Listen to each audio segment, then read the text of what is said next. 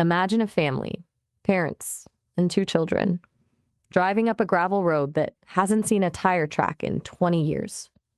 The pines are so dense, they practically choke out the sun, turning a bright July afternoon into a permanent dusty twilight.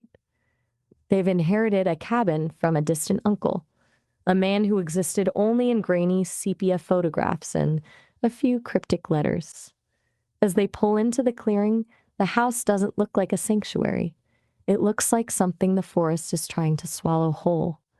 The cedar planks are grayed and peeling, and there is a stillness to the air that feels intentional, like the woods are holding their breath, waiting for them to step out of the car.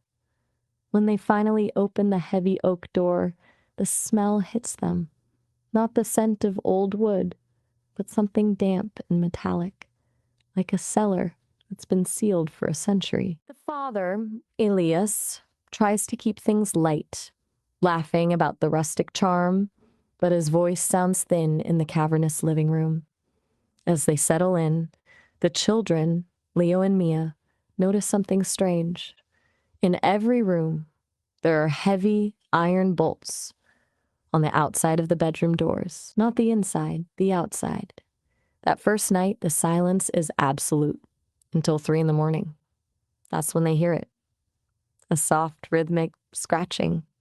It isn't coming from the walls or the attic. It's coming from underneath the floorboards, right beneath Leo's bed. Scratch. Like something with long, hard nails is trying to find a gap in the wood. And Leo wakes his father, whispering that something is under him. Elias checks, finds nothing, and tells him it's just the house settling. But as Elias walks back to his own room, he catches a glimpse of something in the hallway. A pale, spindly hand, far too long to be human, retracting slowly into the gap beneath the floorboards. He doesn't tell his family. He tells himself he's imagining things. But the next morning, they find the first gift, a small, perfectly round stone placed on the kitchen table. It's not a normal stone. It's warm to the touch and pulses with a faint, rhythmic vibration, like a heartbeat.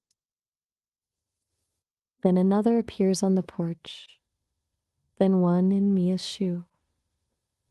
As the days pass, the atmosphere shifts. The forest around the cabin seems to be closing in. The trees are closer than they were on the first day. The perimeter of the clearing is shrinking, and the scratching is no longer just under the beds and the walls, the ceiling. Sounds like dozens of things moving in a coordinated swarm, circling the family, learning their pattern. Then the letters from the uncle are found, hidden beneath a loose floorboard in the study. The handwriting is frantic, the ink smeared. The last entry reads, "They don't want the house. They want the blood that claims it. Once you enter, you are the new anchors. Do not let them see you sleep. For the love of God, do not let them see you sleep." That night, a storm rolls in, cutting off the only road back to town. The power flickers and dies, plunging the cabin into a suffocating blackness. Elias gathers the family in the living room, lighting every candle they have.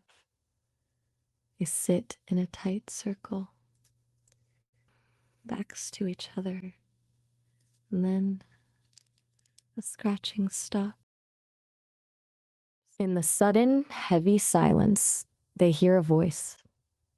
It isn't a scream or a growl. It's a whisper.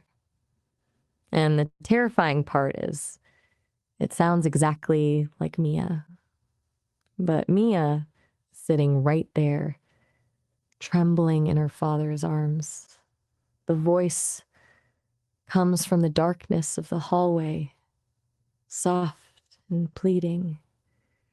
"Daddy, I'm scared. Why did you leave me out here?" Elias freezes. He looks at his daughter, then back at the void of the hallway. The thing in the dark begins to move, not walking, but unfolding. It emerges slowly, a creature of translucent skin and elongated limbs, its face a smooth, featureless mask of flesh, except for a mouth that opens too wide